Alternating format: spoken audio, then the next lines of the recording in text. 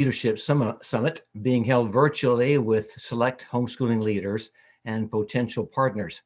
I'm David Watkins from Minnesota, chair of the Homeschool Community Foundation and of the National Alliance of Christian Home Education Leadership, a leading homeschool organization that represents more than 40 state organizations and over 200,000 homeschooling families across the nation. I would like to begin by recognizing and thanking our generous sponsors for the summit. You can find them listed on our website. First, our presenting sponsor is My Father's World. Thank you, David and Murray Hazell, for your generous support. I would also like to thank Grand Canyon University in Phoenix, Arizona, Robert Bortons of Classical Conversations, BJU Press, Andrew Pudawa of Institute for Excellence in Writing, Bruce and Marianne Eagleson, former Alliance board chair, Ray and Holly Sheen, the HCF governor and chair of Donor Development Council, Walter and Debbie Mueller, HCF Donor Development Council member, and David and Linda Watkins, Alliance chair and chair of the HCF Board of Governors. We have a number of foundation and other representatives with us who are considering how they might invest in the homeschool community. And we hope this summit will provide a multitude of good ideas and opportunities. If you would like to review this live session and view any of the other more in-depth sessions, they are currently available on our website as soon as this summit is over. You may share them with your colleagues who might be interested in funding the homeschooling movement during this exciting time in our country's history. We also invite you to contact us at any time and visit our website at homeschoolcf.org. I would now like to introduce Dan Maljanian from California, who is the Homeschool Community Foundation's Director of Philanthropy. Dan. Thank you, David. We are honored to have with us today the U.S. Secretary of Education, Betsy DeVos, to share her perspectives on homeschooling. Before we introduce her, though, I would like to make some brief introductory remarks about the Homeschool Community Foundation, or HCF, and about the need for this National Homeschool Leadership Summit. Homeschooling has been growing steadily over the past decades as millions of parents have desired to guide the education of their own children as they see fit. Parents have a fundamental right to direct the education of their children, and the tremendous success of homeschooled individuals in society and the workplace attests to the benefits of homeschooling. Homeschoolers are innovative, determined, and willing to do hard things. This steady growth has exploded in recent months as a result of the virus, government responses to the virus, and many other societal factors and technological innovations. With the possibility that hundreds of thousands of new homeschoolers will join the 2.5 million current homeschoolers this fall because of the virus, we seek to present innovative ideas in this summit that will strengthen the existing homeschooling infrastructure and enable millions of students to succeed in the coming years. We are not here today to question the efficacy or wisdom of homeschooling. We assume that homeschooling is a great option for millions of families. Rather, we are here to propose programs that will enable homeschooling to benefit both existing students and the millions of students who will be homeschooled in the future.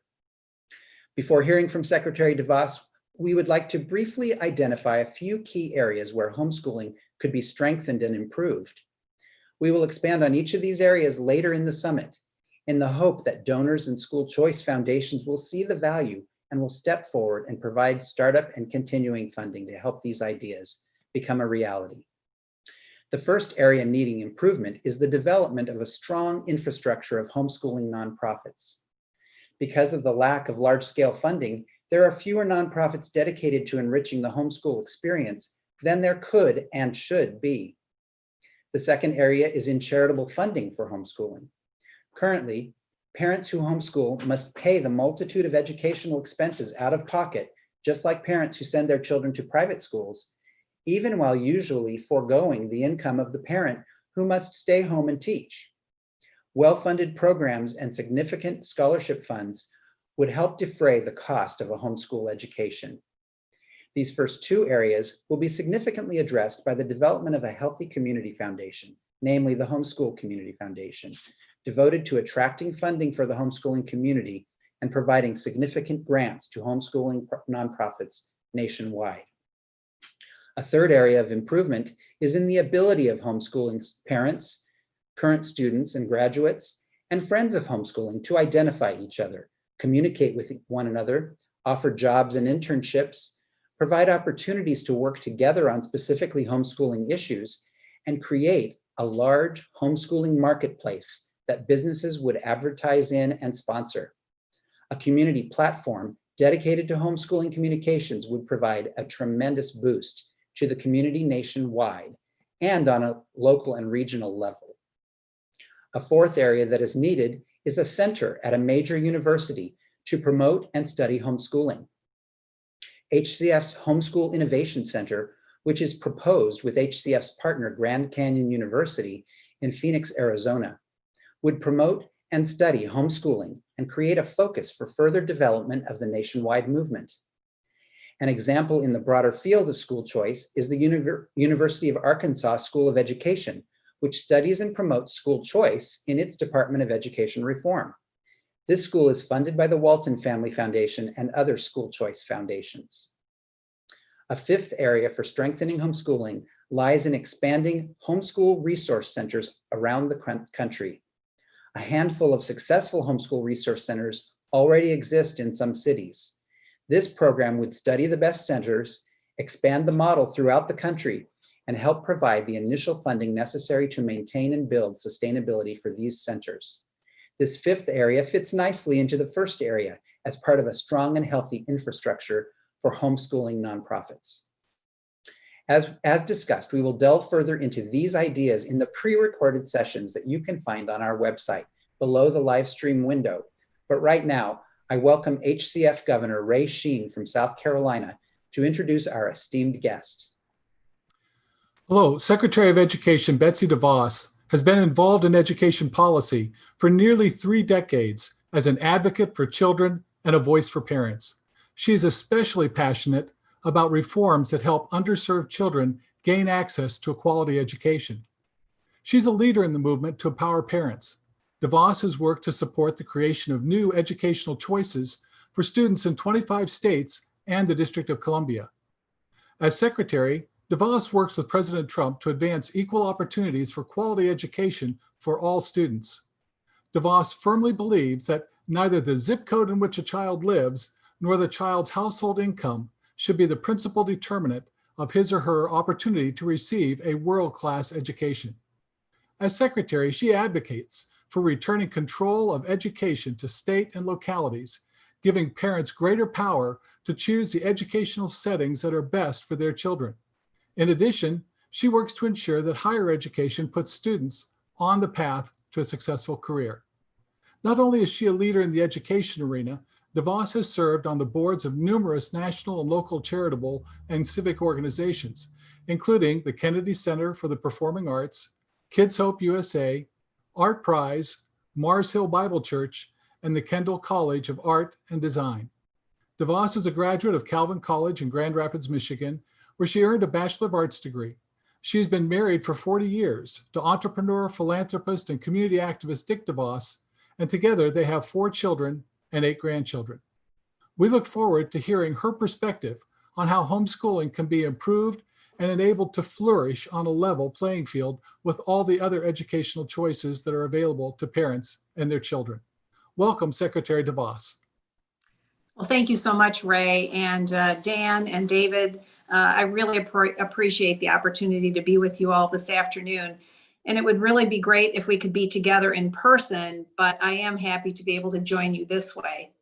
I'm really inspired to learn what parents and communities do to address challenges and do what's right for kids. I hope you have continued to have these important conversations about the ideas you just mentioned in furthering and advancing homeschooling. Homeschoolers and all students need more options and more support. I'm pleased to offer a few words of encouragement and gratitude for what you, homeschool leaders and parents, do for children every day, especially right now. This spring, parents across the country suddenly found themselves home with their children usually forced to become home educators, whether they wanted to be or not. I've often thought about the years Dick and I homeschooled our 2 daughters. It was a great experience for them and for us. But parents who didn't choose this route, it brought mixed reviews from them. But parents are their children's first teachers, and I'll always support and celebrate their right to find or develop education programs that align with their values and meet the needs of their children. In my job as secretary, I fight for America's students, I fight for their parents, and I stand up to anyone who would have government be parent to everyone. Now, I suspect you've come across this attitude on more than one occasion.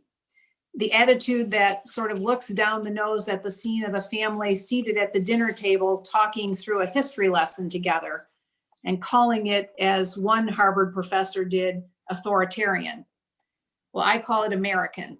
There's nothing more American than the nuclear family, and there's nothing more truly authoritarian than a government takeover of education. You just have to ask some families in Denver for more on that. Parents there are fed up with what their kids' government-assigned schools are planning for learning this fall. So they've begun to organize home pods and micro schools for their children. That is clearly threatening to the system and the steady flow of taxpayer dollars to it. So the school boards made known via a very shrill communication their position that pods would foster segregation and that parents should just stay out of the way by keeping people employed who also know what they're doing. Or, as is more true in this case, keeping them employed in spite of what they're not doing. Well, parents are doers, and they always know better how to do right by their kids. And during this COVID crisis, parents are more attuned than ever before to how their children learn, what they need to learn, and they're more aware of who's standing in the way. President Trump and I stand with you and your children. We believe in growing families, not growing government. That's why we support and fight for homeschool students and all students. You mentioned earlier that homeschool families need more resources, especially now. Well, I hope you're aware of Senator Tim Scott's School Choice Now bill. It's a bold, transformative approach to education. It's about unleashing countless opportunities for students to learn and to thrive without any government strings attached. Your children could use School Choice Now scholarships immediately to enhance distance learning or to pay for other costs tied to educating children at home. All students need education freedom, and we need your help to bring it to them. I think fondly of the time I spent at a backyard cookout with homeschool families in Littleton, Colorado. Those dedicated families chose the learning environment they believe best meets the needs of their own children. These families and their choices should be applauded, not denigrated in any way. It's true that 83% of America's students are enrolled in government-assigned schools. It's also true that half of them would choose another option if they had the freedom to do so. So thank you for your work to ensure all families know that homeschooling is a real option, especially for the forgotten among us. In a special way, we should support those who would make the choice to homeschool their children, but need to know they can make the choice and have the help gathering the resources to do it. I think of Megan in my hometown of Grand Rapids, Michigan. She's the third of 10 children, of which some are homeschooled and some aren't. Megan loves to read, and she began to advance at a pace more quickly than her parents anticipated. Her parents weren't sure what to do about that until Megan was offered a scholarship from Sacred Heart Academy. This parochial school is run by my friend, Father Robert Sirico, who wanted to ensure homeschooling families remained engaged members of the community. He created classical enrichment courses. These courses offer homeschoolers classroom time 2 days a week in a variety of subjects, and the program allows them to participate in sports, extracurriculars, and even commencement exercises. Megan says the courses and the assigned great books like Homer's Odyssey changed her life. She now plans to help give back by becoming a teacher. I want to give students like myself the opportunity to grapple with the big questions in life, she wrote. Megan's on this engaging trajectory because of her community's generosity. She's fortunate her parish was in a position to help her. For too many in my home state, that's the only option for students like Megan. More students in every state need more options, more freedom to unlock their full potential. I applaud the sacrifices that many homeschool parents make for their children. Many parents around the world have, out of recent necessity, learned that home educating is no easy task. It takes commitment, patience, creativity, and a good dose of humor. So thank you for what all of you are doing for families everywhere. We're all navigating tough times, but we, the people, are tougher. May God continue to bless you, your children, and all of America's students. And I look forward to our conversation.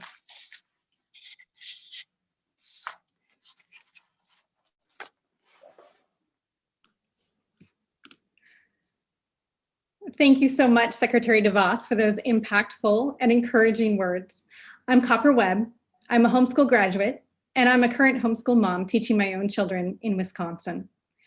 Now, before we move on to the Q&A portion of this event, I'd like to reiterate to attendees that they may view the next 4 sessions of this summit on our website immediately following this segment. Secretary DeVos, we asked attendees to pre-submit questions for you, but we'll give the first question to our chair, David Watkins. David?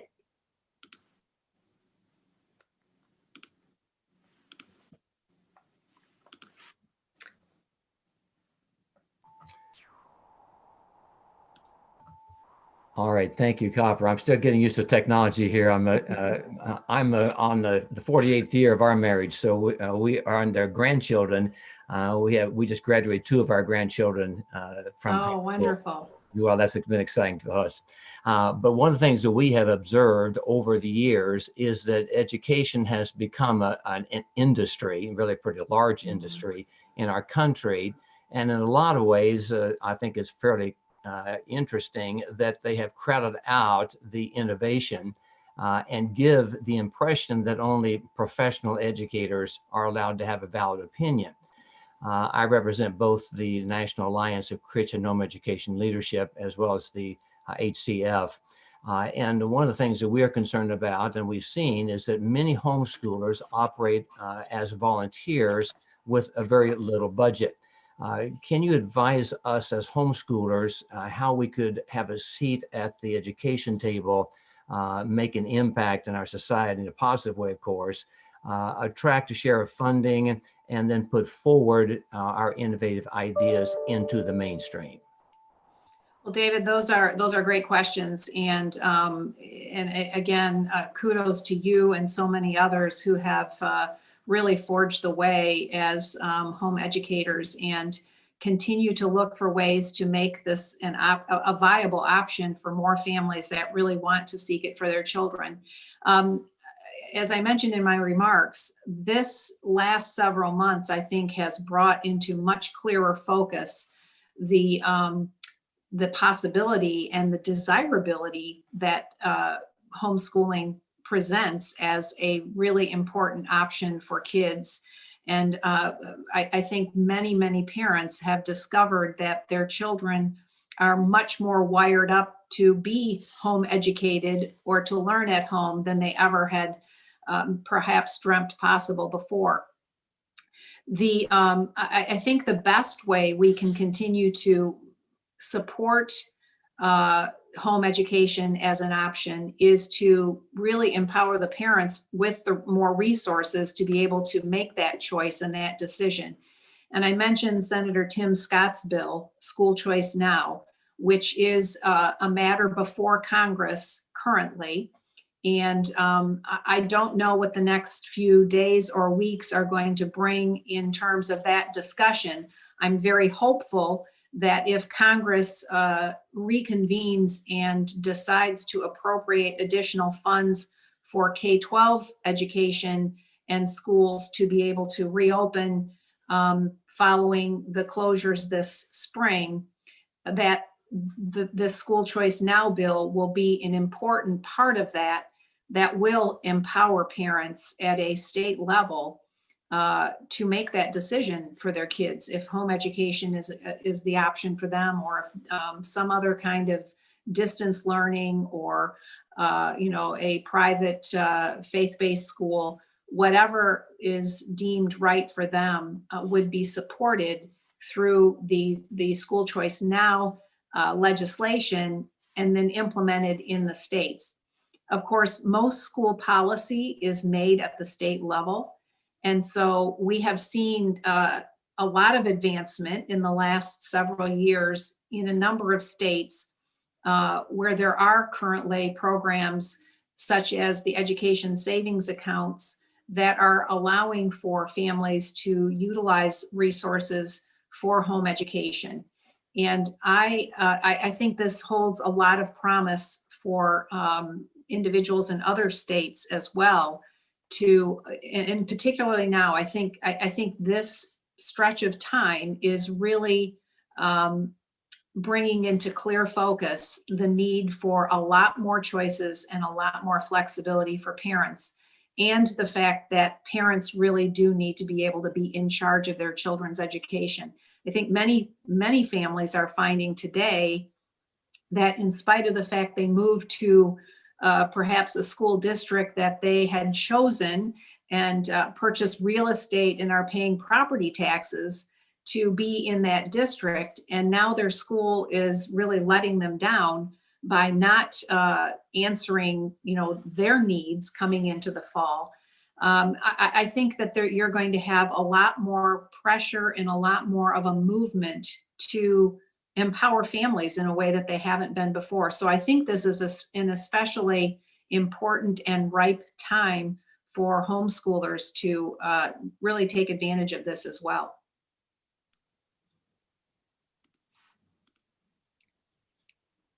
Secretary DeVos, we appreciate your work in the public office as a Secretary of Education. Now, you've also played an active role in education as a private philanthropist. Homeschooling has not really tried to attract major donors in the past, with very few exceptions. So, as a philanthropist, what advice do you have for the homeschooling community as we try to attract charitable investments to help us build a more robust infrastructure that'll support parents who wish to homeschool? How can we attract charitable dollars as so many other causes do?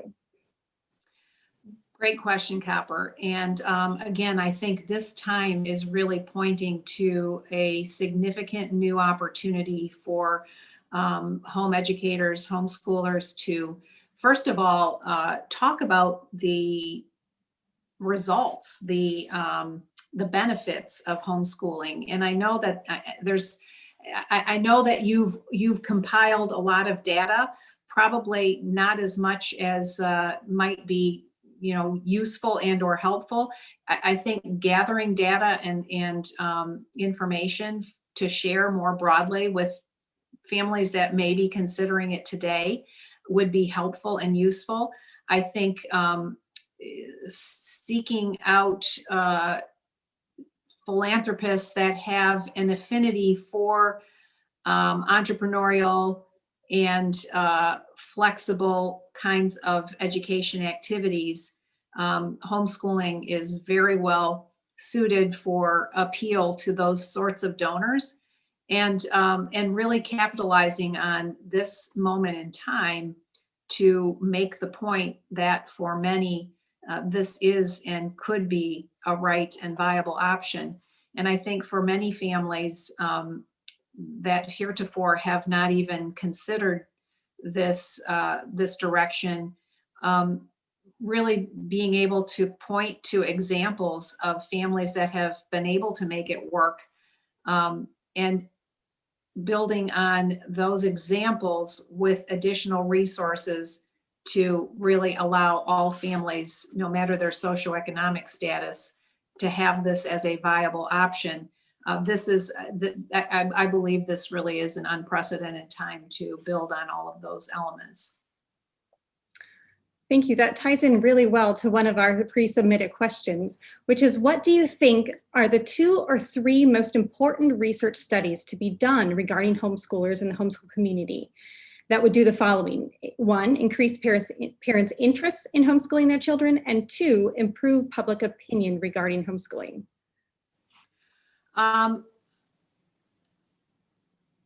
I think probably asking some researchers that have a broader perspective on what is generally asked about educational attainment and achievement for more detail on that. But I think, I mean, homeschool achievement, in general, homeschoolers' achievement levels are very significant. And I don't think the average population fully understands how that has historically been the case. And I think having more granular data on that and making that more broadly available. I think also having data on, or compiling data on the satisfaction of the students, their own perspective on their educational experience. And Copper, having been homeschooled yourself, you probably could give a lot of important insight. I have found in my years as an education activist that we too often don't ask students for their input and their thoughts. It's a lot of adults making a lot of really good and important decisions, but what is it that really animates and excites and energizes students to really take charge of their own learning in new ways and pursue their interests and their innate talent and ability? I think, homeschooling really lends itself to that reality. And I think that probably bears itself out in data if you can capture that in some way. In the past, homeschoolers have feared what government might do to us, how homeschoolers might be regulated, or that homeschooling might even be banned, instead of looking upon government as a source of support or encouragement to the education of our students. So how can homeschoolers improve that dynamic with the government? Well, I think there's been valid concern about what government might do.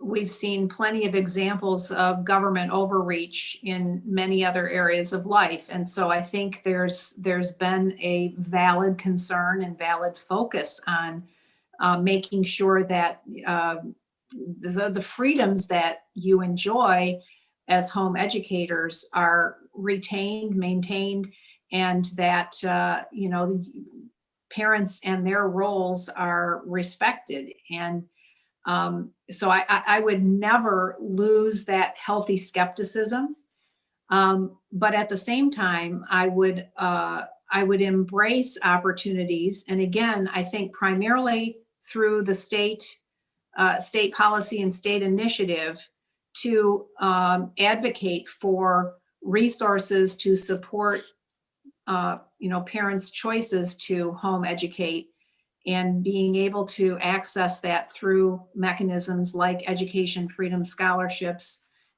education savings accounts, and those sorts of vehicles or mechanisms that can help ensure that all families can make that choice if it's the right one for their children. Over the last decade, the homeschool community has grown exponentially. How do we ensure that families with limited means have access to homeschooling, learning pods, or microschools? What role can philanthropy play to support this movement? Well, philanthropy can play a really important role in making possible scholarships to families that need to have the financial support to be able to make that choice. And as I just mentioned, public policy can also be an important avenue to help families access resources. If we, and I believe, as a nation, we have made a decision long ago that education is worthy of investment. But for too many years, it's been focused primarily on one avenue or one type of investment. I think the important discussion about alternate ways of accessing education and supporting that through our public investment, are continuing to develop in a lot of states across the country. We've seen programs around school choice. Many of them have been focused more around schools and buildings rather than around kids and how they best can learn. And so I think homeschooling in this environment, because everyone in the country was basically thrown into it, whether they wanted to be or not this spring, by some measure and in some sense, this is a particularly important moment of receptivity to thinking differently about what that can mean for students for whom that's the right thing for the longer term. And so I think, this is a good opportunity for philanthropists to see the possibility with supporting homeschooling and home education where they might not have considered it before.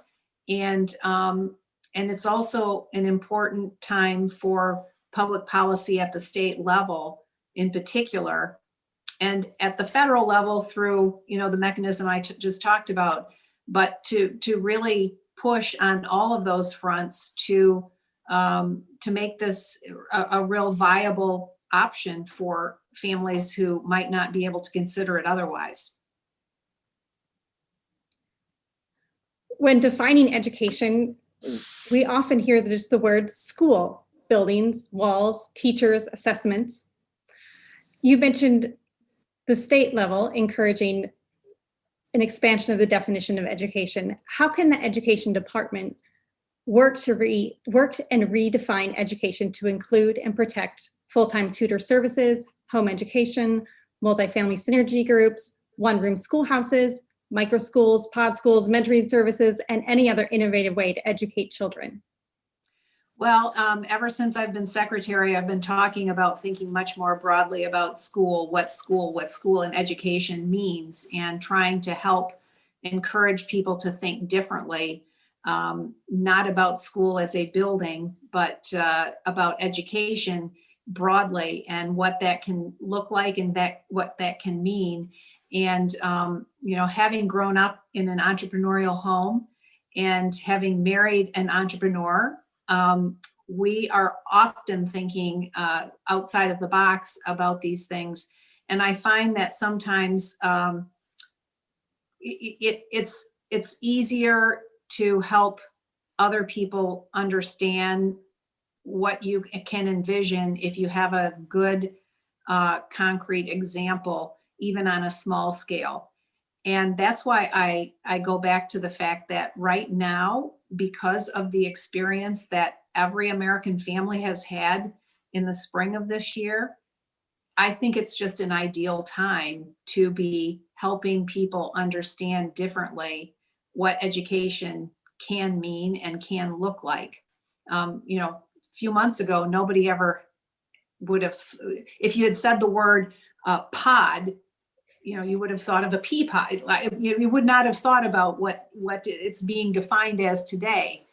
And so it is a real opportune time to, seize what's happening and turn it to good and help a lot of families continue to make that choice for their children based on their successful experiences with it this spring and probably continuing through the summer. And, knowing that as we talk about traditional public schools reopening, we're encouraging them to think about using their playgrounds and, out of doors for a lot of different classroom activities. Well, that hadn't been considered before.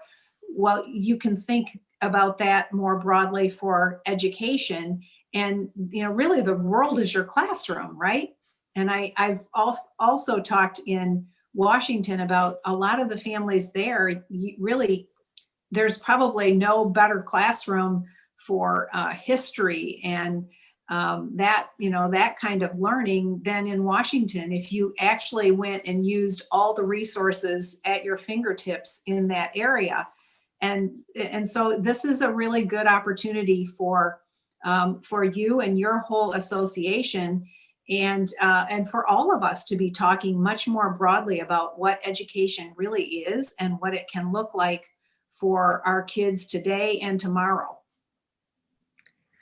Thank you. Looks like we have time for one final question.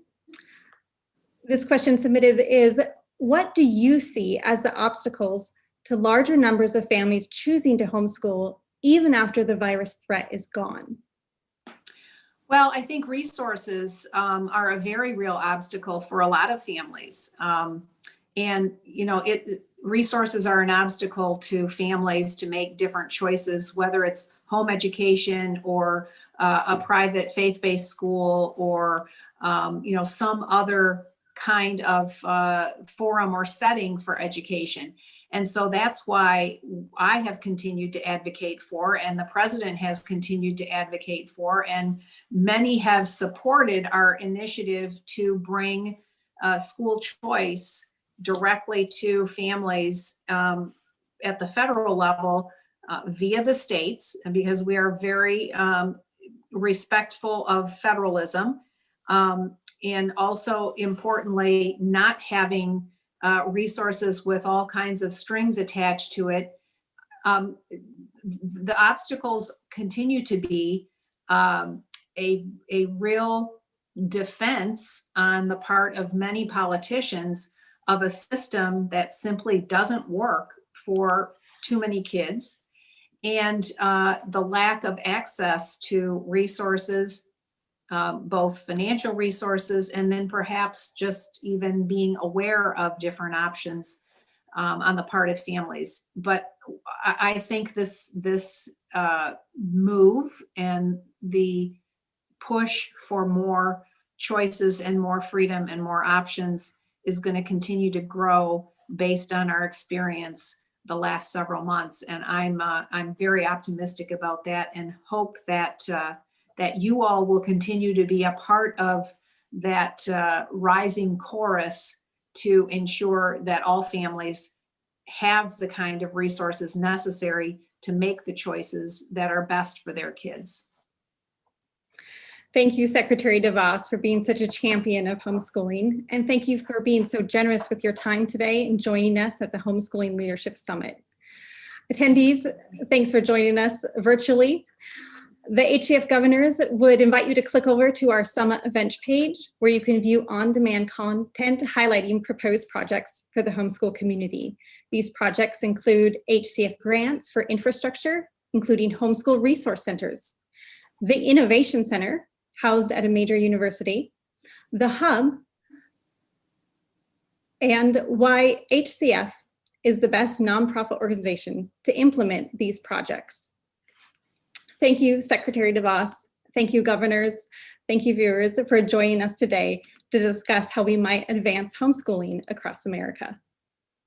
Thank you.